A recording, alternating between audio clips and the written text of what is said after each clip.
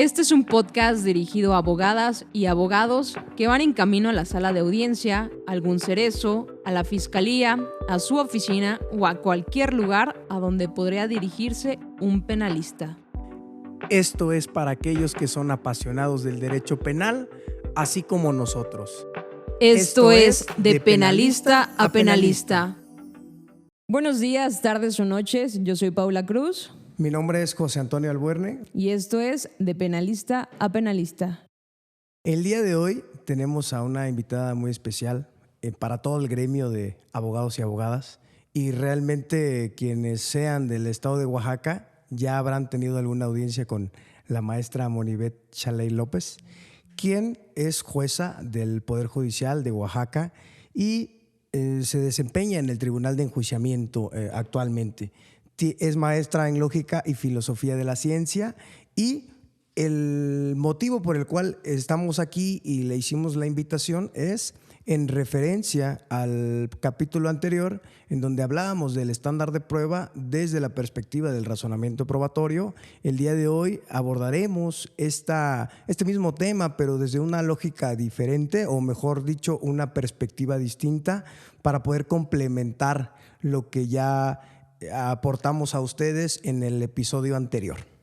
Justamente el episodio anterior hablábamos de este amparo directo en revisión 257-2023, donde nos establecía cuál era el estándar de prueba que tenía que permear para que una autoridad, un juez de control, pudiera emitir un auto de vinculación a proceso, y habíamos establecido que requería como el estándar 4, ¿no? Que se complementaba en diferentes fases, que era una valoración interna, una valoración externa de los datos de prueba, y que además requería que el ejercicio de la Fiscalía de la Representación Social fuera un ejercicio investigativo suficiente para esa etapa, o sea, que fuera con la debida diligencia, y eso fue lo que estuvimos analizando. Sin embargo, ahora ya vamos a tocar como que el lado de otra rama a través de la filosofía, la lógica, y pues qué mejor que la maestra en filosofía y lógica.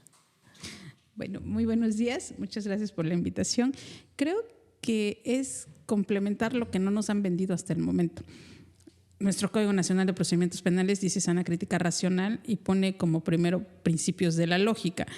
Y seguimos pensando que los principios de la lógica son los 4 axiomas básicos, cuando para el derecho no bastan los 4 axiomas básicos. Ustedes han escuchado, han visto los autos de vinculación, nos han escuchado en audiencia en etapa de control y decir, y cumple con el principio de identidad porque... Y el principio de identidad ni siquiera lo estamos justificando otro principio de la lógica. Entonces, parte de lo que no se dice, tanto en las ejecutorias de la Suprema Corte de Justicia de la Nación como en algunos exponentes de esta teoría, porque debemos de reconocer que el razonamiento probatorio tiene verdaderos genios en sus filas.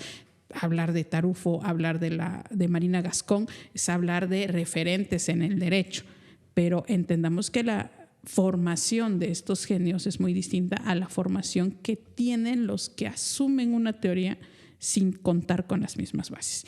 Podemos leer los mismos libros, pero entender cosas diferentes desde nuestro ámbito de acceso a información.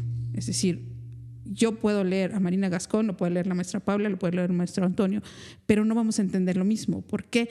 Porque mi base es diferente. Parte de la lógica, parte de las matemáticas, y entendemos, algunos nos han vendido el cuento de que con lógica de primer nivel ya vas a poder ejercer el derecho. No es cierto, necesitamos lógica de enunciados, y la lógica de enunciados necesita un avance dentro del conocimiento de la lógica. Si hiciéramos una evaluación de quienes están proyectando y están hablando de estándares y están hablando de mediciones lógicas y de principios, y les decimos, hazme esta tabla de la verdad de este argumento, vamos a encontrar que el 1% va a poder hacer la tabla de la verdad y el otro 99% no. Entonces, solo vamos a empezar a hablar el mismo lenguaje cuando partamos de las mismas bases. Y leemos la misma resolución, pero entendemos cosas diferentes.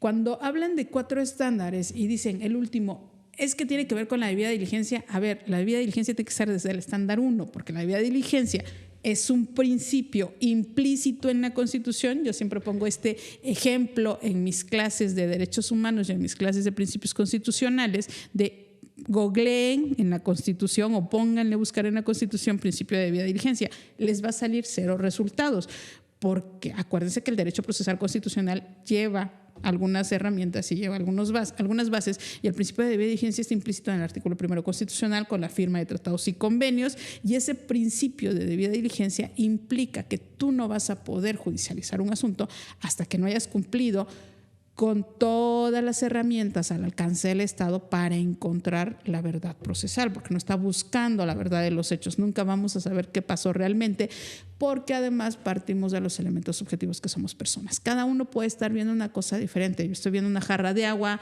el compañero puede estar viendo la foto, usted puede estar viendo las plumas, y cuando nos pregunten qué había en el cuarto donde estaban grabando de penalista a penalista, pues tú dices, pues estaba una diosa Temis, ¿no? Pero jamás, yo no había visto que tenía una serpiente en el pie, y esta es una nueva variación de esta diosa Temis que me acabo de encontrar aquí, pero a lo mejor la compañera no está viendo eso, está viendo el reloj que está parado en las 10:10 y son cosas distintas y estamos en el mismo lugar.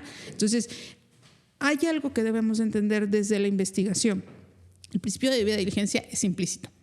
Tiene 6, vamos a ponerlo así, principios que tenemos que aplicar. Segundo, deben entender que el principio de debida diligencia nace desde el derecho internacional de los derechos humanos. Es decir, no vamos a entender la debida diligencia sin entender el derecho internacional de los derechos humanos. Volvemos a las evaluaciones, hablando de estadísticas, ¿no? Pues luego vemos cómo las aplicamos al derecho. ¿Cuántos abogados conocemos los 6 elementos del principio de debida diligencia? ¿Cuántos abogados conocemos de Derecho Internacional de los Derechos Humanos? Si yo les pregunto en este momento cuál es la interpretación de los convenios de Ginebra para el caso que está, para lo que está sucediendo en Palestina, muchos me van a decir, es que ya ha habido violaciones. Efectivamente, ya la Corte Penal Internacional en este momento ya debió de haber intervenido porque ya ha habido crímenes de lesa humanidad. Entonces, lo traemos, vemos cómo nace, adoptamos sus principios a el derecho interno y establecemos en un precioso 212, que a mí me encanta ese 212, qué es lo que tiene que hacer la Fiscalía. Y partiendo de todo eso, nos vamos a qué va a evaluar. Cuando hablamos de estándares, estamos hablando de quererle hacer más fácil la tarea al juez. ¿Por qué? Porque los jueces y las juezas estamos haciendo cuestiones que ni nosotros entendemos. ¿Cómo voy a evaluar o qué voy a tener que justificar por un auto de vinculación a proceso? Y lo que no hemos entendido, por eso lo dice García Rodríguez y otro versus México, es que tenemos que evaluar la investigación. Y la Fiscalía sigue sin entender, y digo la mayoría de fiscalías, no todas porque algunas ya lo han entendido, que son un órgano autónomo de investigación. No son un órgano solamente acusador. Acusas cuando ya estás en la etapa, pero para llegar a juicio debiste haber cumplido con el 212. Y tú, juez, en el momento de la vinculación, tuviste que haber revisado el 212. ¿Qué significa?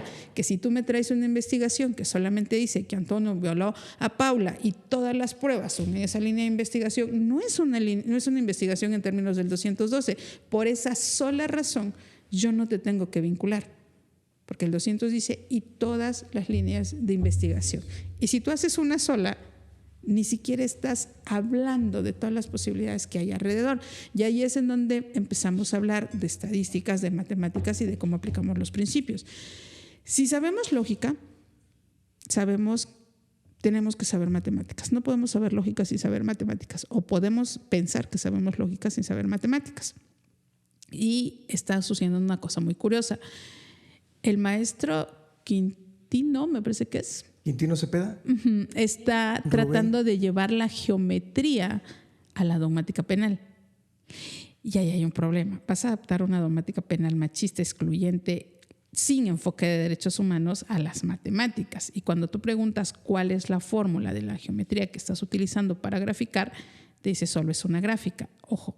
Entonces no estamos aplicando las reglas de las matemáticas, estamos pensando que aplicamos reglas de la geometría para construir modelos, pero no es esto, no es un modelo matemático real. Lo que estamos haciendo es adaptando nuestros conocimientos matemáticos al derecho, que no es adaptar nuestros conocimientos, es hacer el enlace entre derecho y matemática, y para eso tienes que ser matemático y jurista, y es ahí donde empiezan los problemas, porque entiendes que ciertas reglas son inadaptables al derecho, tienes que moverte en otros ámbitos Y para eso tienes que crear nuevas reglas que estén fundadas y motivadas, que hayan sido sometidas a la revisión por pares, que es algo de lo que yo también critico. Esta teoría no está sometida a la revisión por pares, simplemente la lanzaron, la compramos y no la estamos viendo. Cuando la sometemos a la crítica, vemos que este cuarto estándar tendría que ser el primero.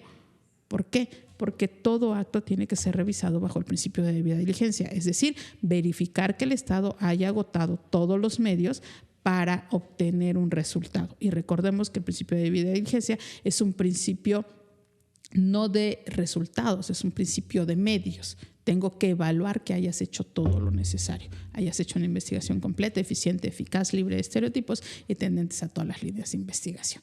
Y es que el problema, yo creo que lo que sucede es que la Fiscalía muchas veces dice, es que para eso tengo la investigación complementaria.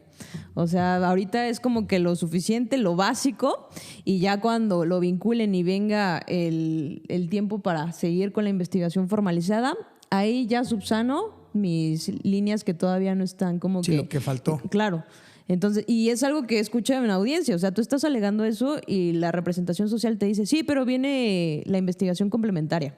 Y entonces, como bien lo dice la maestra, o sea, es un principio que permea desde el comienzo. Sin embargo, yo creo que el problema vendría del por qué lo tienen que señalar dentro de ese estándar, y yo creo que es para evitar este tipo de confusiones y decirle, si tal cual no hay un listado como, a ver, me trajiste A, B, C, ya cumpliste, ¿no? Lo que me establece es debida diligencia, y con base en la debida diligencia yo voy a saber cuáles son los medios disponibles en ese momento y cuáles no. Pero muchas veces se confunde, lo confunde la representación social, y yo creo que iba más como que para explicar y evitar como un tipo de argumento como lo hacen. Sí, claro. Igual a mí me gustaría aportar algo porque, como usted dice, a veces tanto el defensor o defensora, asesora, bueno, en todas las partes, dependiendo del papel, presentamos una versión sesgada, y más la defensa, porque al final creo que ese pequeño resquicio que tiene la defensa es el único que puede llevar a cabo. De lo contrario, estaría faltando a sus demás obligaciones. Pero lo que voy es que tampoco se consiguen en esa investigación elementos de descargo por parte de la Fiscalía. Todo es de cargo, incluso cuando uno lleva a sede ministerial en la retención, mire, encontré este video, mire este testigo, etcétera, etcétera. Dicen, no, es que mi trabajo es acusar.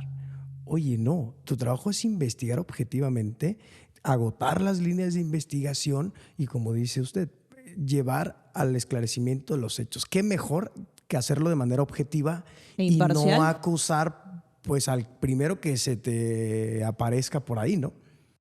Es que es parte de los principios de este sistema. Este sistema está pensado para evitar todas las violaciones que ya tenemos. El problema es que la política pública de implementación del sistema nunca estuvo pensado desde una capacitación en derechos humanos. Muchos dicen es que los derechos humanos vinieron a arruinar el sistema penal. No, los derechos humanos vinieron a dar elementos para que no existieran las violaciones. Voy a poner este término que me encanta en la Corte Interamericana de Derechos Humanos, pero jurídicamente no es el técnicamente correcto. Los falsos positivos. Acuérdense que en Colombia, cuando la Corte Interamericana de Derechos Humanos construye toda la jurisprudencia respecto a desaparición de personas, respecto a conflictos armados internos e internacionales, que es Colombia la que nos da los elementos para definir cada uno de ellos, y los falsos positivos, que se supone que eran miembros de la FARC, pero que no era cierto, eran ciudadanos comunes, nos dan elementos para determinar cuándo estamos haciendo lo equivocado para señalar a una persona con características no viables para la sociedad, pero que no lo son. Y este sistema está pensado para evitar eso. El principio de debida diligencia y sus 6 elementos, dentro de ellos la oficiosidad, implica que yo, órgano del Estado, entiendo cuál es mi función y con base en mi función hago todo lo necesario. ¿Por qué tenemos defensas sesgadas y por qué tenemos acusaciones sesgadas? Bueno, porque la Fiscalía sigue sin entender que es el órgano autónomo del Estado encargado de investigar hechos posiblemente delictuosos. Y sigue sin entender lo que implica el 212, que ahora está más fácil, porque García Rodríguez es bien enfático y Sonpuastle Tecpile también, por eso a mí me encantan esas 2 sentencias, porque salieron juntas y son complementarias. Sonpuastle Tecpile dice, juez, tú tienes que revisar la investigación, y García Rodríguez te dice, tienes que revisarla, pero además, si no la revisas bien, va a haber una responsabilidad del Estado por ti, juez, y por ti, fiscal. ¿Qué implica? que nuestras cédulas profesionales están en juego cada vez que yo dicto una medida cautelar de prisión preventiva que no está justificada. Cada vez que yo judicializo una investigación y llego a la sala de audiencias con el argumento de tengo la investigación complementaria para hacerlo. Este es el error.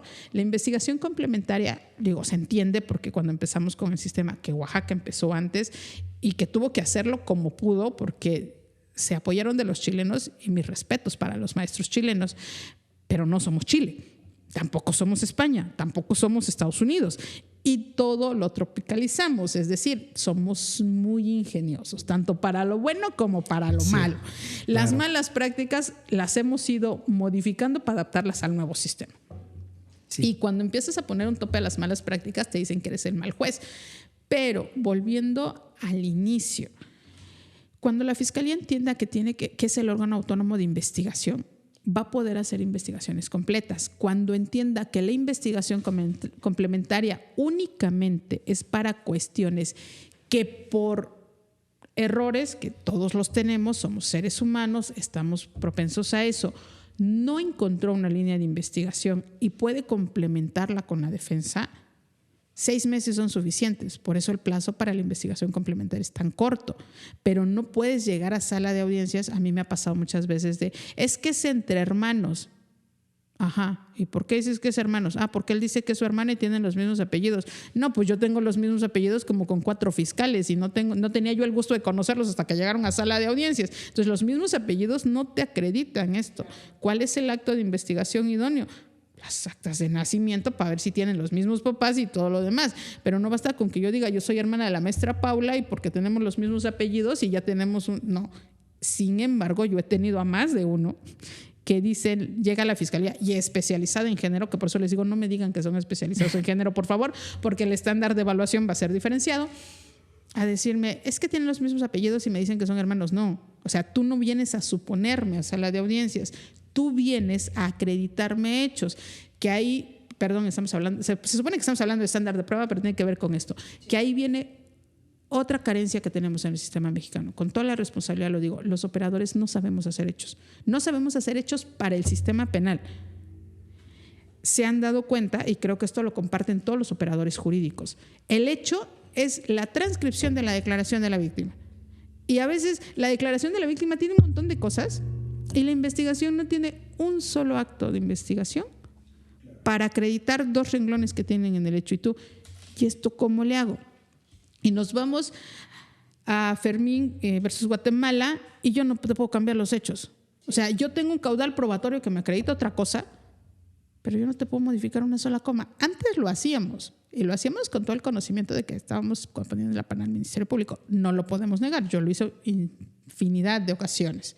Hasta que empieza ya el juez de amparo a darse cuenta y dije, chin, ya se dieron cuenta, ¿no? Sí. Ya nos cacharon en la movida. No porque yo desconociera la sentencia, sino porque si aplicamos los estándares que tenemos que aplicar, no pasa ninguna investigación. Y entonces el mensaje que se manda a las sociedades es que los jueces no quieren impartir justicia, porque es más fácil echarle la culpa, impunidad, ¿no? Echarle la culpa a los jueces, criminalizarlos en redes sociales. Que a la gente del Ministerio Público, siempre es como, es que el juez no vinculó, el juez absolvió y estás viendo la investigación deficiente de la representación social. Pero sí, o sea, esa sentencia Fermín Rodríguez contra Guatemala sí pues nos habla del principio de congruencia, coherencia y correlación, y justamente la formulación de imputación que hace la gente del Ministerio Público va a ser tal cual por lo que se va a vincular o no, independientemente de que si de los datos de prueba que vertió el agente del Ministerio Público se obtenga información distinta, pues ya va a contravenir con la misma formulación de imputación y dará lugar a una no vinculación. No se pierdan nuestro episodio 2 porque ahí hablamos de eso. Vayan. Y esto tiene que ver mucho con la lógica. A ver, basada en los principios de la lógica, pero no esta lógica a la que estamos acostumbrados. O sea, desde la filosofía, desde la argumentación, le agradecemos a Aristóteles, muchas gracias por habernos dado las bases, pero el silogismo aristotélico ya no es suficiente para el derecho. Desde la segunda ola de la argumentación con Tormir y Perenmal quedó claro que lo que nos han ido enseñando de premisa mayor, premisa menor y conclusión ya no es suficiente para estas nuevas palabras domingueras que nos estamos inventando de estándares de prueba, de valoraciones, de inferencias. Yo siempre les he dicho a los abogados, consejo que les doy cuando entren a mi sala de audiencias, no me digan inferencia lógica como palabra dominguera, porque primero me tienen que justificar qué tipo de inferencia, segundo las reglas que están aplicando y por qué la tenemos que hacer. Si vemos a los tratadistas, a los dogmáticos de Estados Unidos, que es de donde se copió el Código Nacional cierta parte de prueba, entendemos y tenemos que traer a sus teóricos base, por ejemplo, Nathan Cohen, que es un filósofo, además, que ha trabajado tanto en el sistema anglosajón inglés como en el americano, que hace un análisis de cómo vamos a traer las matemáticas y la estadística al derecho. Pero es un análisis desde todos los teóricos que ya la han traído, porque no es que esto nazca ahorita, o sea, no es que México esté descubriendo el hilo negro, no, esto ya lleva muchísimos años, muchísimo tiempo, algunas décadas en el derecho anglosajón, que es de donde nos copiamos ciertos principios. Nos guste o no nos guste, mochamos las reglas las reglas de evidencia y nos traemos lo que nos convino y lo que lograron entender los redactores del Código Nacional. Les agradecemos a los redactores del Código Nacional, pero a este momento, ya después de algunos años, ya casi 10 años, ya algunos operadores se han capacitado, se han preparado y pueden hacer un análisis del Código Nacional desde lo que es un código corto, un código sin visión de derechos humanos, un código racista, un código clasista, un código que no reconoce a sujetos procesales como los intérpretes, como los acompañantes, que tienen que estar en sala de audiencias y tienen la facultad de hacer ciertas cosas. ¿Por qué? Voy a poner un punto que tiene que ver con esto de estándares de prueba y por qué nos genera tanta complicación, y lo que platicamos un poco fuera del aire, maestra, de cómo ciertas cuestiones como la perspectiva de género, la perspectiva de infancia, es decir, el enfoque de derechos humanos, cambia la visión de lo que estamos construyendo. Si cruzamos el amparo analizado con el amparo Mariana Lima y Carla Pontigo, vamos a ver que entonces no nos vamos al estándar 4, este tiene que ser el 1. Entonces, la resolución de amparo que estamos analizando dejó fuera ciertas cuestiones que nos llevan a poner en un nivel, un estándar o un nivel de evaluación que no tendría que estar en el nivel 4, tendría que estar en el nivel 1. Que muchos van a alegar, es que no estamos para eso. Bueno, pero a ver, recordemos las sentencias de la Corte Interamericana. La falta de estructura de un Estado para la protección de derechos humanos agrava su responsabilidad por la violación a los derechos humanos. Hace poco existió una manifestación de los gobernadores exhortando a la ministra a que no quiten, a que no se manifiesten de la prisión preventiva. Una clara violación a la independencia judicial, pero que además demuestra que no conocemos el primero constitucional y que estamos haciendo una alegación. Se están tirando un balazo en el pie. No es que la ministra vaya a determinar si en México se aplica o no la prisión preventiva oficiosa. Eso ya lo determinó la Corte Interamericana. ¿Qué va a pasar si los jueces seguimos aplicando prisión preventiva oficiosa? Bueno, que cuando hagan la evaluación del cumplimiento de la sentencia, la Corte Interamericana nos va a decir no cumple, seguimos incumpliendo campo algodonero. Lo van a llevar a la Asamblea de la OEA. ¿Qué va a decir la OEA? O cumples o te dejó de dar préstamos. Y es cuando entonces vamos a saltar todos y le vamos a decir a la Suprema Corte, ¿por qué no te manifestaste? A ver, lo único que tiene que hacer la Corte es tomar en cuenta garantías de no repetición de Son Puasto, Tecpili y García Rodríguez y decir, a ver, jueces, déjense de estar discutiendo cosas que no tienen que discutir. Las garantías de no repetición es no puede haber prisiones preventivas oficiosas a partir de la notificación de la sentencia García Rodríguez. Punto. Y continuamos. O sea, es no que hay. Buscan hasta por donde no para justificar la forma de no observar esa sentencia. Por ejemplo, establece, es que esa sentencia va dirigida, por ejemplo, al Poder Legislativo para que realice una modificación a la Constitución. Sin embargo, la misma sentencia establece que mientras eso no pase, todos los jueces tienen la obligación de aplicarla. Posteriormente dice, sí, pero la Constitución, como lo permite, como lo tengo en el 19 constitucional, segundo párrafo, en ese sentido es constitucional y legal.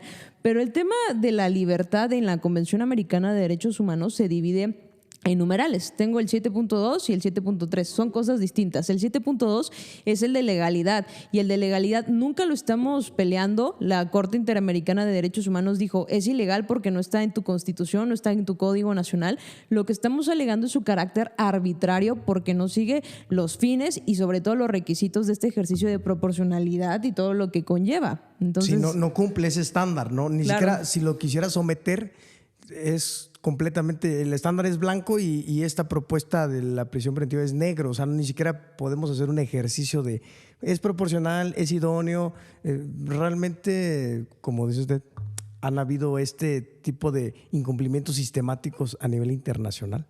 Que no se cumpla campo algodonero es preocupante. ¿Y cuántos años tiene campo algodonero? Y esa es la propuesta o de lo que estamos hablando, por lo menos ahora, de la investigación con ese enfoque. Y bueno, pues vamos caminando poquito a poquito, pero al final de cuentas creo que queda un largo trayecto para poder hacer una investigación que se adecue a esos estándares internacionales. Y desde los principios de la lógica es básico. A ver, tienes que entender la diferencia entre garantías de no repetición y controles de convencionalidad. Tú ya no tienes que hacer control de convencionalidad de prisión preventiva oficiosa. Chécate los párrafos de García Rodríguez y otros, y ahí la Corte desglosa paso por paso el control de convencionalidad. Tú nada más dices, tal como dice la Corte en los párrafos 163 a 169, esto es inconvencional. Y si es inconvencional, efectivamente. Digo, ya la jueza Benito Odio lo repitió muchísimo mientras era presidenta de la Corte Interamericana de Derechos Humanos. El derecho interno merece un respeto, tiene límites, pero ojo, cuando el derecho interno está siendo arbitrario, tu obligación como parte y como protector y tutelador de los derechos humanos es no aplicarlo. Porque recordemos, y esto es algo que yo siempre traigo a colación en las clases de Derecho Penal Internacional, puedes tener un Estado de Derecho, pero puedes no tener un Estado democrático de derecho. Y se supone que el artículo 1 constitucional lo que te da es un Estado democrático de derecho, que viene al caso a la investigación y a los estándares en los que tú evalúas esa investigación, porque el Estado democrático de derecho basa todo su centro en el respeto a los derechos humanos. Y el respeto a los derechos humanos es que tengas una investigación completa y que tu juez, cuando te lleve en la investigación, en la etapa que sea, evalúes que esa investigación venga en términos del 212. Para eso, ¿qué nivel de estándar o líneas de evaluación necesitas?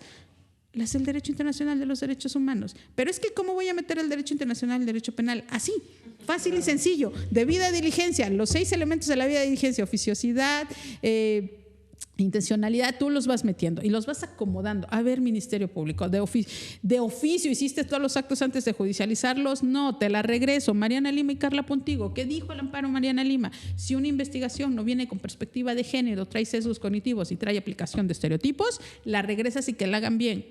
¿Por qué? Porque es mejor una no vinculación para que hagan una buena investigación y se les dé un verdadero acceso a la justicia de las víctimas, a decir, bueno, como el estándar de vinculación es mínimo, no, el estándar de vinculación no es mínimo. El estándar para la etapa de vinculación significa que tú vas a evaluar la investigación y no vas a hacer un estudio profundo de los elementos del delito. Porque por eso tampoco te metes a pena. Y eso es algo que yo ya he estado hablando y algunos me han criticado, pero es la verdad. No analizas tipos penales agravados en vinculación. Tú analizas tipos base.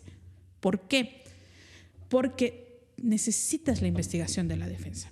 Cuando tengas la investigación de la defensa, vas a tener otras líneas y vas a ver, con base en la ponderación que va a hacer la Fiscalía, si en la acusación, por eso tenemos ese apartado de modificación de agravantes de la pena o modificaciones. Tú vas a determinar, con base en tu ponderación de tus marcadores lingüísticos, de tus marcadores dialécticos, si la teoría de la defensa es probable, si hay el número de actos de investigación correspondientes para poder agravar. Nunca vas a traer la vinculación, o tendría que ser así desde el derecho internacional de los derechos humanos y la aplicación al derecho penal. Tú no vas a traer una vinculación por un tipo agravado. Las vas a traer siempre por los tipos base. Por eso es que por nuestras equivocaciones y nuestros tropiezos que estábamos aprendiendo del sistema, es que ha tenido que venir la Corte a repararnos la plana y además en muchas ocasiones decir cómo le hago sin afectar todas las resoluciones que a nivel nacional ya tengo porque estoy metida en un problema. Suspensiones condicionales. Tuvo que decir la Corte, pues toma también las agravantes en cuenta. ¿Por qué?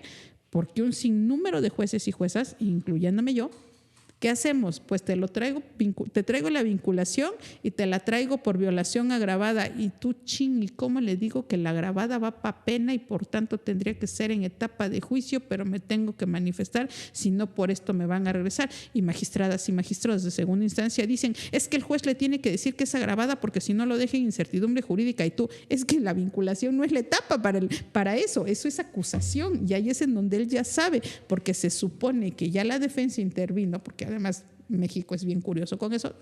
Después comentamos cómo es que hay una violación ahí a la no inclusión y a no llamar a las personas investigadas a la carpeta de investigación.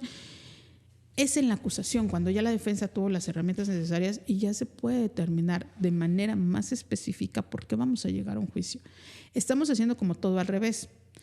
Como no entendemos qué significa debida diligencia, tampoco entendemos que vamos a evaluar en la vinculación a proceso. No entendemos que vamos a evaluar y entonces nos tienen que estar diciendo, a ver, los estándares son estos. Y tú dices, pues esos son los elementos de evaluación. Entonces, un estándar es un elemento, son elementos de evaluación para llegar a una conclusión en una etapa determinada. ¿Basada en qué? Y aquí viene en los niveles de ponderación. ¿Qué vas a hacer? ¿Cómo voy a evaluar marcadores lingüísticos, elementos dialógicos, metaargumentaciones? Lo que yo siempre les digo en sala de audiencias y en las clases, a ver, cuando ya estamos hablando de la etapa de juicio, cuando estamos hablando de recursos, en los recursos tú no nada más vas a decir, es que no valoraron. Yo siempre he visto las apelaciones con, es que el juez violó el 14, 16 y 17 constitucional porque no valoró bien. Y no valoró bien porque no aplicó los principios de la lógica, las máximas de la experiencia y los conocimientos científicamente afianzados. A ver, no. Dime qué hizo el juez para empezar. ¿Una metaargumentación? Una argumentación sencilla. ¿Qué estás haciendo? ¿Estás refutando o estás contraargumentando? Todo el mundo dice, es que refutar y contraargumentar es lo mismo. No, refutar va a una parte específica del razonamiento y contraargumentar va a otra parte específica. Eso luego lo vemos en unas clases de lógica y de argumentación. Entonces, cada ejercicio necesita una cuestión diferente. Si tú entiendas cuáles son los niveles de verificación que el juez tiene que hacer en cada una de las etapas, vas a entender que los recursos necesitan argumentos distintos. Para empezar, saber qué está haciendo el juez. ¿Está haciendo metaargumentación?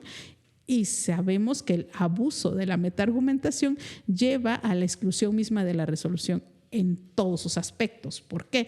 Porque estás abusando de la metaargumentación y cuando usas la metaargumentación significa que estás utilizando conclusiones de argumentos como premisas de otros argumentos. Pero ¿qué pasa si uno de esos argumentos es falso? Entonces vas a tener una consecuencia que no va a pasar. Vamos a hablar de lógica de primer nivel porque si empezamos a hablar de lógica de predicados nos vamos a meter en problemas. No va a pasar tu tabla de la verdad. ¿Y qué es esto? Una falacia. Y por tanto, toda tu resolución valió porque todo lo basaste en metaargumentación. No todo es metaargumentación. Y los jueces seguimos y los operadores jurídicos seguimos confundiendo explicación con justificación. No sabemos cuándo debemos de explicar y cuándo debemos justificar. Y, por ejemplo, atacan explicaciones cuando lo que tienen que atacar son justificaciones. Y tú le dices a un juez, ¿dónde estás justificando y dónde estás explicando? Y se queda el juez de, ¿yo hago eso? Puede suceder. Entonces, cuando llegamos a este tema de estándares y dejamos fuera esta parte de la lógica, no logramos entender por qué la Corte tiene que justificar con el estándar de la autovinculación es el mínimo. A ver, ¿es el mínimo desde qué nivel? Traemos sentencias de Corte Interamericana y vemos que no es el mínimo que tú crees de tráeme 3 datos de prueba y parece que sí la golpearon. Ese estándar que tú me traes con 3 datos de prueba es para una orden de protección. Hay un riesgo, yo no tengo que justificar más, es patente riesgo, lo veo a simple vista y emito la orden de protección, pero no es el estándar para el auto de vinculación. El auto de vinculación requiere el cumplimiento del 212, lo que requiere el primero constitucional con debida diligencia y el conocimiento del derecho internacional de los derechos humanos. Y entonces encontramos que ese amparo es maravilloso, les agradecemos que lo hayan hecho, pero no es el nivel 4, es el nivel 1, porque está incompleto. Sí. Sin embargo, yo creo que es un buen avance, justamente como lo decíamos, porque si el Código Nacional de Procedimientos Penales no me lo especifica, ¿qué nos llevó a hacer? A que todos estuviéramos deduciendo y estableciendo qué es el mínimo, y fue una idea que comenzó a imperar, yo creo que en la mayoría de los juzgadores y de los operadores del sistema. No sé cuántas audiencias me ha tocado donde comienza el juez, y yo le digo, incluso cuando estamos hablando o le están explicando los derechos al imputado, y en este momento, pues, la audiencia se va a resolver su situación jurídica, pero es con un estándar mínimo. Y desde que tú escuchas eso, dices, no, pues ya, ¿para qué vengo al término constitucional, no? O sea, digo, a la ampliación. Sin embargo, justamente como lo estábamos diciendo, le hace falta mucho a este 257-2023, pero por lo menos es una idea, es una pequeña luz, porque estábamos en la nada. Es que ese 316 es un espanto, o sea, no te dice nada. Y te pone a divagar de, a ver, y la probabilidad del hecho que la ley señala como delito. Y dices, bueno, hemos operado así y cada quien se ha sabido de alguna manera buscar la forma de darle esa interpretación. Justamente, ¿sabes qué? No entendemos qué es probabilidad. Sí, yo no lo entiendo, para empezar. Ahí va. Probabilidad. Cuando hablamos de probabilidad, que a mí me encanta, yo nunca digo probabilidad, yo digo la posibilidad, porque si hablamos de probabilidad nos vamos a mover entre lo probable y lo demostrable, que son dos conceptos que no vamos a construir nosotros, ya están construidos. ¿Qué a lo mejor podemos hacer? Adaptarlos. Ojo, probabilidad y demostrabilidad son conceptos ampliamente analizados por filósofos maravillosos, algunos abogados, filósofos, argumentadores. Douglas Walton ya construyó todo un modelo argumentativo desde la probabilidad y la demostrabilidad. Nathan Cohen es genial como maneja las estadísticas, y recordemos que ya ha habido autores como Boll que trae netamente quiere traer así matemáticas puras al derecho, y le han dicho, a ver, aguanta tantito, no, o sea, sí nos alcanza para una parte, pero ya nos perdemos cuando continuamos con este análisis. Hablar de probabilidad y demostrabilidad son dos cosas distintas. Y en medio está la razonabilidad. ¿Qué es probable y qué es demostrable? Se supone que los hechos que trae el Ministerio Público desde el momento en el que pide la intervención de la autoridad judicial, ya sea a través de una cita, ya sea a través de la petición de una orden de aprehensión, tienen que ser demostrables a un grado de probabilidad. Y es ahí cuando empezamos con los problemas. ¿Qué voy a demostrar y qué voy a probar? Y regreso al comentario de que los penalistas no sabemos hacer hechos para el derecho penal. Porque esto que yo voy a poner como hecho, lo tengo que demostrar. ¿Y cómo lo voy a demostrar? Con actos de investigación. Actos de investigación que corroboren lo que yo puse en mis hechos. Y cuando traspolamos literalmente la declaración de la víctima a los hechos, tenemos un problema. Porque, para empezar, tenemos la confusión en la Fiscalía de que hace actos de investigación, pero tiene que hacer actos de investigación para los hechos que tienen que incluir, no de manera literal, no de manera técnica, los elementos del delito y todo aquello que pueda demostrar. Y entonces volvemos a otro problema de raíz que tenemos en México. ¿Quién nos enseña a sacar elementos del tipo penal? Vamos a las universidades y no sé ustedes qué maestro de derecho penal hayan tenido. Y espero que hayan tenido uno muy bueno en donde les haya enseñado, cuando ustedes encuentren un tipo penal, vean, aquí hay un elemento y aquí hay otro elemento. Ustedes van con los jueces y el mismo tipo penal, para uno tiene 4 elementos y para el otro tiene 3. Sí. ¿O no? Sí, claro. Y ahí es como que, ¿con quién me toca hoy? ¿Con Monibet? No, ya valí, porque esa le saca 20 elementos al tipo penal, ¿no? Y dices, ¿y ahora cómo le demuestro 20 elementos? Partimos de ahí. Y en muchos casos nos complicamos la vida, porque la Suprema Corte de Justicia de la Nación, a través de varias contradicciones de tesis, ya ha sacado los elementos del delito. ¿Por qué no los traemos los jueces? Porque ni siquiera conocemos las contradicciones de tesis. ¿Por qué no las trae un fiscal? Porque ni siquiera lo conoce. Por ejemplo, el abuso sexual es un tema que ya está en una contradicción de tesis maravillosa, que son los elementos que pide el Código Penal. Pero cuando te piden una vinculación por un abuso sexual, ellos mismos sacan sus elementos y tú dices, ¿y dónde están los que dijo la Corte? ¿No? Ahora sí que ya lo dijo la Corte, como decía el eslogan anterior.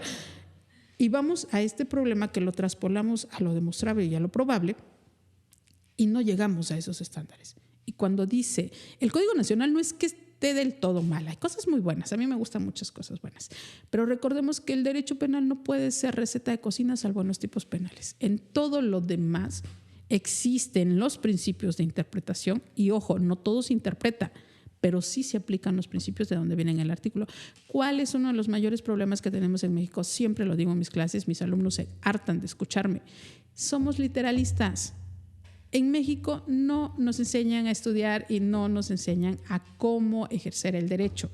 Somos literalistas y decimos, es que no está, no compadre, a ver, si nos vamos a la literalidad, el principio de debida diligencia no está en la Constitución, pero sí está cuando tú aplicas los principios del derecho procesal constitucional y entiendes que hay principios implícitos y principios explícitos. El principio implícito se va a devenir de los requisitos que se establecen al momento de la redacción que contiene la Constitución. Tú lees el primero constitucional, no vas a encontrar debida diligencia, pero lees primero constitucional que te introduce tratados y convenios internacionales, y el principio de debida diligencia nace con la firma de la Declaración Universal de los Derechos Humanos para todos los países que lo han adoptado. Entonces ahí está mi principio de debida diligencia.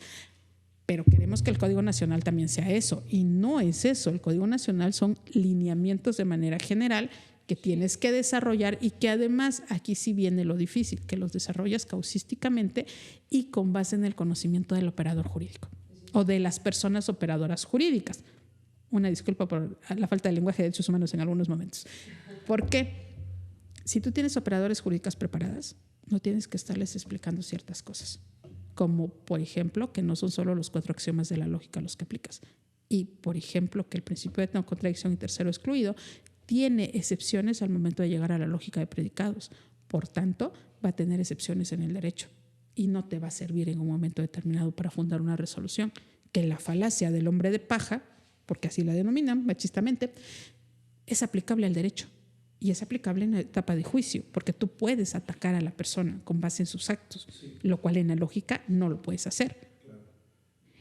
Si no te dicen que tienes que ocupar las constantes lógicas y los operadores, si sentamos a 100 abogados de Oaxaca, ustedes elijan a los 100 mejores abogados de Oaxaca y los sentamos y les hacemos un examen de cómo funcionan los operadores sin decirles, ¿no? Obviamente los mandas a traer, los sientas y les dices, a ver, pónganme cuáles son los operadores lógicos, cuántos lo van a pasar. Y entonces nos damos cuenta que necesitamos un amparo en revisión en donde nos diga cuál es un estándar. Y tú dices, pues el estándar solamente son los lineamientos que yo tengo que seguir. Pero ojo, estos lineamientos van a cambiar. ¿Cuándo van a cambiar? Cuando yo tenga asuntos en donde tenga que hacer uso de la interseccionalidad, que es en casi todos, para la protección de estas cuestiones de diferencias, de estas cuestiones de privilegios en donde han colocado a algunas personas y han colocado a otras en condiciones de vulneración y vulnerabilidad, recordando que vulneración y vulnerabilidad no es lo mismo. Entonces tenemos que hacer esas adecuaciones, y tus reglas de estándares rígidos las tengo que cambiar, porque las adecuaciones dependen del contexto específico en el que estoy. Entonces es un buen punto de partida, pero recordemos que es eso, un punto de partida, porque tiene que complementarse con muchas otras cosas más, y en el caso de las juezas y los jueces tenemos senda tarea para poder establecer y justificar ese 212, que no lo hacemos. Yo, si fuera abogado litigante, tendría muchos problemas, porque yo le diría al juez, bueno, nada más le pido, resuelva como usted quiera, pero le pido que me justifique dentro de su resolución el 212. Nada más. Justifíqueme cuáles fueron todas las líneas de investigación que hizo el Ministerio Público, justifíqueme por qué es imparcial, justifíqueme por qué fue exhaustiva, y justifíqueme cómo aplicó la perspectiva de género. Nada más. O sea, si quiere, vincúleme. Es más, si quiere, senténcielo, pues. Pero justifíqueme el 212. Y ahí vamos a tener otro problema. ¿Cuántos jueces y juezas van a poder justificar ese 212? Y regresamos al estándar. ¿Vamos a poder aplicar ese estándar cuando no conocemos ni siquiera la aplicación del 212? Y desde la lógica empezamos a cuestionarnos esto. No vas a poder demostrar lo que tú quieres, que es lo que tú dices que es demostrable, que son los hechos, y tampoco vas a poder acreditar una probabilidad, que yo lo llamo más a la posibilidad, porque acuérdense que la probabilidad en matemática tiene que ser o 0 o tiene que ser 1. O sea, o es nula o sí alcanza. Pero el derecho se mueve entre los puntos 5, punto 2, punto 7. ¿Por qué? Porque existe una alta posibilidad de que haya sucedido. Por eso, no siguiendo autores como Wall, y perdón, pero es que siempre se me olvidan los autores de estos Tripp y Michael, que son los que, además de Adler, que son los que sostienen que hay que hacer una teoría diferenciada del derecho. Es decir, la estadística nos va a servir, pero vamos a tener que hacer adaptaciones de la estadística. Pero no podemos hacer adaptaciones de la estadística para la probabilidad si no conocemos las reglas de la probabilidad. ¿Y cuántos abogados saben que la probabilidad es o 0 o 1? Y el derecho se mueve dentro de los puntos. Y en ese sentido, ya obviamente batallando con estos temas, ¿qué necesitaríamos para obtener una vinculación o una no vinculación a proceso, ya con lo que nos acaba de decir, con lo que acabamos de analizar del amparo en revisión 257? Entonces, ahora sí viene lo importante, y sobre todo para que tomen nota ahí, o sea, va a ser importante, ¿qué requiero o qué no requiero para que el juez resuelva en emitir un auto de vinculación o no vinculación a proceso? Lo que yo les he dicho a mis alumnos, lo primero que requieren es conocer a su juez o a su juez, porque no es lo mismo estar ante Monivet que estar ante, voy a utilizar el nombre de los amigos porque los amigos no se van a sentir ofendidos, ante Yolanda Arroyo, ante Alberto Méndez. No es lo mismo estar ante cualquiera de los tres. Digo, Alberto Méndez, un manejo de una dogmática penal genial. Mis respetos para Beto, lo adoro cuando maneja la dogmática penal. Yolanda, en cuanto que es dura en audiencia, ella pone sus ya me puntos. Ha tocado ella es, concreto, defensor, por favor. Ella es dura, no te andes por las ramas. Sí. Aquí dime qué quieres y punto, no me estés diciendo. Pero es muy buena porque no deja que se vayan 40 minutos para decir, pues haga lo que quiera, ¿no? O sea, no. Porque al final dicen, pero resuelva conforme a derecho. Eso de resuelva conforme a derecho es abrirme el abanico a que yo justifique lo que yo quiera. Y no es así. A ver, no es resuelva conforme a derecho, es haga su función y hágala como pueda con los elementos que tiene. ¿Qué necesitan? Conocer al juez o jueza. Es muy indispensable que los conozcan, por favor, conózcanlos, estudienlos, pero no desde los sesgos cognitivos, sino, a ver, Monivet, todo el mundo sabe.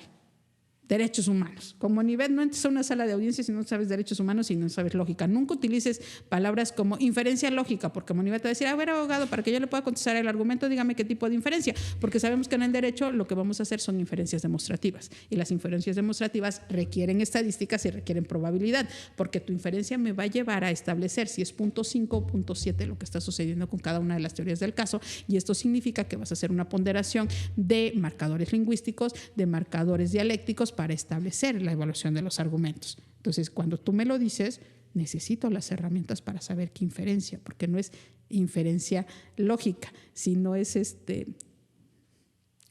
que es una situación que tienen que analizar desde reglas distintas. Entonces, tenemos que decir qué tipo de inferencia para que yo la pueda evaluar. ¿Es una inferencia demostrativa? Sí, dame los elementos. ¿Cuáles son las estadísticas? ¿Cuáles son los marcadores lingüísticos que tú utilizaste para ver si vemos lo mismo? ¿Qué necesitamos? Necesitamos conocer debida diligencia y saber aplicarla al momento. ¿Dónde nos podemos ubicar? Hay un cuadernillo maravilloso de jurisprudencia sobre debido proceso y debida diligencia. Ocupémonos eso, y los jueces y las juezas tenemos una tarea bastante difícil. Aprendamos derecho internacional de los derechos humanos. No podemos ser jueces y juezas penales sin la base que es el derecho internacional de los derechos humanos. Dejemos de pensar que nosotros ocupamos derechos humanos para defender delincuentes. No. Ocupamos derechos humanos para evaluar el estándar de nivel de investigación que hizo la Fiscalía, es decir, verificar que el 202 esté aplicado, y cuando a mí me pidan el auto de vinculación a proceso, pues va a ser más sencillo. ¿Por qué? Porque a pesar de que la defensa en ampliación en 6 días haya hecho lo que haya podido hacer y me traiga una nueva teoría, pueda yo hacer la ponderación de marcadores lingüísticos y marcadores dialécticos para establecer qué teoría tiene más peso desde la lógica. Y entonces ya estamos hablando y nos estamos moviendo en términos de la sana crítica racional. Podemos ocupar esta lista de elementos que nos ha dado este amparo, y que además ya nos había dado una jurisprudencia de los tribunales colegiados de circuito, que ya la teníamos. ¿Cuál es el estándar para la vinculación? Ya lo teníamos claro. ¿Cuál es el problema? Que esa jurisprudencia nos mete una teoría lógica y filosófica bien pesada, y a los abogados no nos han capacitado en lógica y en filosofía. Entonces, creo que necesitamos empezar a tener capacitaciones distintas, empezar a hablar de lo que no hablamos, que es lógica a los niveles que se tienen que hablar, y reconocer que estamos en pañales, pero que estamos dando pasos importantes. Tomemos algunas cosas, dejemos de leer siempre lo mismo, leamos otras y aprendamos otras. Creo que habemos personas muy dispuestas a compartir. No es que yo sea el non plus ultra del derecho, para nada, pero he tenido acceso a algunas cosas que a veces es difícil encontrar en la red. Entonces yo las comparto con mucho gusto. A veces cobran por mí, a veces no, pero empezar a platicar, empezar a ponerlo sobre la mesa, como hemos puesto sobre la mesa que la dogmática penal a este momento ya no nos funciona, que es una dogmática penal sin perspectiva de género, sin perspectiva de infancias, sin perspectiva de justicia social, que necesitamos empezar a cambiar. Y ya me callo porque creo que he hablado mucho. No, ha sido de verdad enriquecedor, y sobre todo para mí es un verdadero mensaje para todos, me incluyo, porque como dice, leemos lo mismo. No voy a decir autores porque no quiero que nadie se ofenda, pero pues seguimos con esos, y yo sigo ahí con mis favoritos, pero decimos, bueno, podemos hacer un enfoque multidisciplinario que nos va a dar mayores resultados, o vamos a ser operadores jurídicos más serios en el sentido de lo profesional que pudiéramos llegar a desarrollar nuestra pues sí, profesión. Y esto se va a ver de impacto en la sala de audiencias y en la misma sociedad, ¿no? En los justiciables, que al final creo que todo operador jurídico es lo que busca, en esencia. Yo creo que también nos gusta lo fácil. O sea, vemos que el 316 en su fracción tercera me establece la probabilidad, pero como no me lo explica, pues yo necesito que venga alguien que lo estudie, porque posiblemente a mí me da flojera analizar todo lo que me acaba de decir la maestra Monivet. Y cuando veo, por ejemplo, este amparo directo en revisión del 257, no digo que está mal, o sea, da una luz, pero nos emocionamos y nos centramos. ¿Por qué? Porque al fin alguien como que le da un poco de claridad a lo que el legislador, a través de este ejercicio de los tribunales colegiados, piensan que fue lo que quiso decir, ¿no? ¿Por qué? Porque pues no sabemos lógica, no nos metemos a estudiar, tampoco filosofía, y entonces pues se nos complica ahí el mundo. Sin embargo, pues ya la pauta que nos acaba de dar aquí la maestra ya creo que nos rompió un poco la mente, ¿no? Sí. Y el esquema. Nos vino a hacer pensar. Sí. Ese es el punto. Pensemos, porque podemos llevar 100 años haciendo lo mismo y pensar que está bien, pero ¿realmente está bien? O sea, yo siempre me cuestiono de, ¿por qué está esto? ¿No? ¿Por qué estoy aplicando esto? Y empezar a aplicar otras cosas. Yo lo he dicho mucho, por ejemplo, en temas de género. Muchos dicen es que el tema de perspectiva de género baja el estándar. No es cierto. El tema de perspectiva de género le sube increíblemente la evaluación a la investigación, y los jueces, si realmente estuviéramos aplicando perspectiva de género, no vinculáramos con 3 datos de prueba. ¿Por qué? Porque yo necesito proteger a la mujer. Porque aquí me están diciendo que hay una posibilidad, no probabilidad, posibilidad de que esta es una mujer que vive violencia, y en términos del 255, del párrafo 255 de Campo Algodonero, mi obligación es que la investigación venga bien, no que me traigan lo mínimo para que yo vincule, sino que me traigan lo necesario para que yo proteja a las mujeres de la estructura de violencia sistemática que hay en el Estado mexicano. Regreso con la jueza Benito Odio, nos lo señaló muy claro en Campo Algodonero. Hay una estructura de violencia sistemática en contra de la mujer en el Estado mexicano. Y yo dicto un auto de vinculación con 3 datos de prueba, pues sigo reproduciendo la violencia sistemática del Estado. No es necesario que venga la Corte a decirme esto si yo entiendo lo que es la perspectiva de género, no como el tabú que se vende de que es ayudar a las mujeres, sino de que es una herramienta teórico-metodológica para verificar las desigualdades en la sociedad entre un grupo de mujeres y un grupo de hombres. Ojo, sin estandarizar a las mujeres, porque todas las mujeres somos diferentes y nuestros contextos de violencia, a pesar de que parten de puntos en común, se separan en algún momento determinado. Y yo hablo desde mis burbujas de privilegio. Soy una jueza que además yo no sabía, pero parece que ya tengo influencia en redes sociales, que ya dicen Monivet, entonces ya hay una influencia, y hablo desde esas burbujas de privilegios, desde la burbuja de privilegio que me dejó llegar a ocupar este puesto, que me dejó, como siempre lo digo, capacitarme en la merititita occidentalidad y poder hacer una investigación diferenciada desde la interculturalidad. Reconozcamos esto y reconozcamos que realmente los poderes judiciales necesitamos evaluaciones objetivas, y reconocer que no somos el non plus ultra. Quitémonos esto de que lo sabemos todo. No lo sabemos todo, pero en sala de audiencias tenemos que hacer lo mínimo necesario para que las partes también se den cuenta que el nivel no puede seguir en el que está. No es estándar mínimo, es evaluación consciente desde el Derecho Internacional de los Derechos Humanos respecto a qué me tienes que traer en una investigación. No son números, la justicia no son números, no son número de órdenes de aprehensión que te libren, no son números de judicializaciones, no son números de audiencias de juicio, son impartición de justicia en términos correctos para la protección de derechos humanos. Y espero no me cueste el cargo.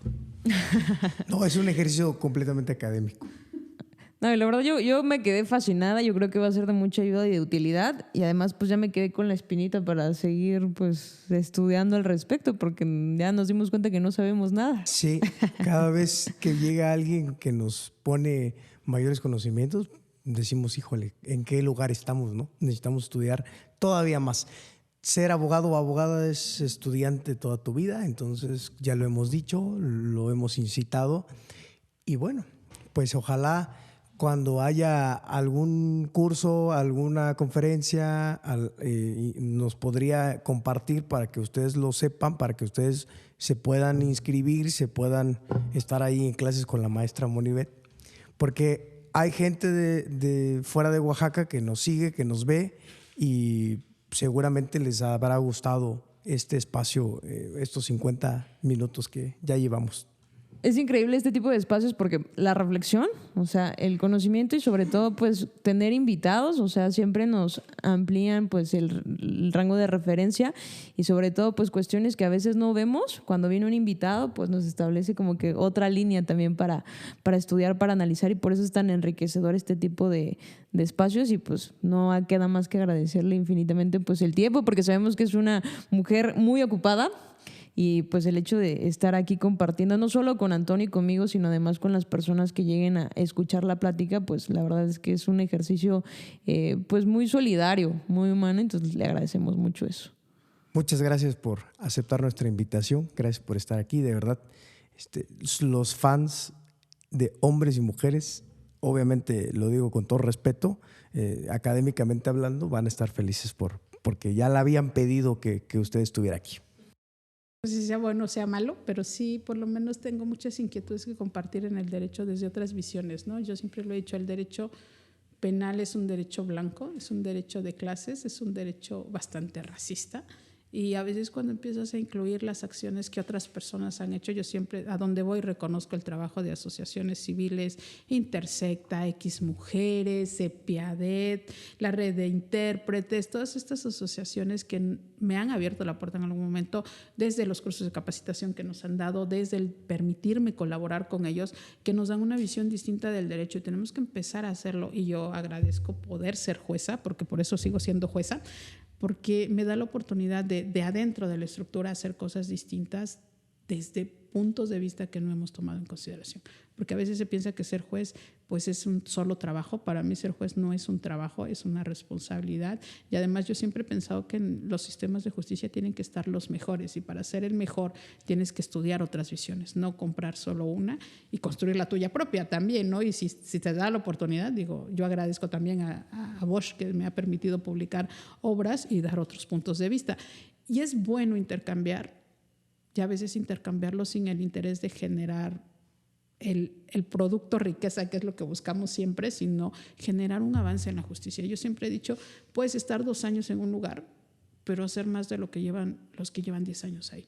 No porque lo hagas 10 años, 10 años igual significa que está bien. Exíjannos, requiérannos, suban el nivel en las audiencias y digan, pues yo te dije, tú no lo entendiste, pues ¿quién se tiene que poner a estudiar, no? Entonces, si nos ponemos a estudiar todos, creo que el nivel de justicia cambia. Hace algunos años era imposible hablar de declinaciones de competencia sistema de justicia indígena. Yo ya llevo más de 20. Ya dicté el primer novis idem, ya lo siguió otra compañera que en el mismo juzgado dictó otro novis idem. Entonces, tenemos un avance en la justicia que ha sido en pocos años, y esto agradezco a Poder Judicial, que con sus vicisitudes, pero que me ha permitido hacer un cambio. Y yo les exhorto a los compañeros y compañeras que nos escuchen que vayan cambiando el argumento en las audiencias, ¿no? Que se preparen más y que nos exijan más, pero no desde un solo sesgo cognitivo, sino, a ver, ponga a sufrir a un juez con una de su metaargumentación es inadecuada porque está tomando una conclusión que viene de un argumento falso, ¿no? Y tú dices, ay, chihuahua, ¿de qué me está hablando, no? O ya está utilizando metaargumentación del absurdo, y esa sabemos que al hacer el abuso de la metaargumentación del absurdo nulifica su resolución. Y estamos hablando de otro nivel, porque entonces ya me obliga a mi juez a estudiar qué es una metaargumentación, ¿dónde tú encontraste una metaargumentación que yo ni sabía que estaba haciendo una metaargumentación? Porque nos pasa. Yo he visto resoluciones de jueces que empiezan a hacer metaargumentación y luego meten un nuevo argumento y dices, te perdiste en el ejercicio. Entonces empecemos a evaluar, empecemos a subir el nivel, exíjannos. A mí me encanta que me exijan y que lleguen personas con muchos conocimientos a la sala de audiencias, porque la audiencia es más leve, porque ya sabe a lo que va, porque ya sabe en qué me voy a equivocar, y está esperando la apelación nada más para decir, te equivocaste en esto. Estudiemos otras formas, inventemos nuevas formas, y no me refiero a que inventemos desde nuestra perspectiva, sino que tomemos todo lo que ya está construido, empecemos a construir cosas nuevas para impulsar el derecho. Y lo dejo aquí porque hablo mucho. No, está muy bien. La verdad es que pudiéramos seguir las horas que quisiéramos, pero realmente somos respetuosos también de su tiempo y de sus actividades. Pero de verdad estamos muy agradecidos por haber aceptado esta invitación, y espero que no sea la única, que podamos hablar acerca del tema un poquito más en alguna otra ocasión, ¿no? Sí, porque enriquece el contenido y el conocimiento. O sea, le agradecemos muchísimo porque primero se dio el tiempo para ver nuestro video, el episodio del 257 sobre el estándar para la vinculación y sobre todo también para compartir en qué cuestiones pues usted estaba como que no tan de acuerdo, en qué cuestiones sí, y pues fue lo que nos impulsó como a invitarla y a tenerla aquí porque justamente son ese tipo de comentarios que amplían y enriquecen más pues la plática y el conocimiento. Muchas gracias. Pues yo creo que por ahora ha sido todo. Nos vemos en la próxima.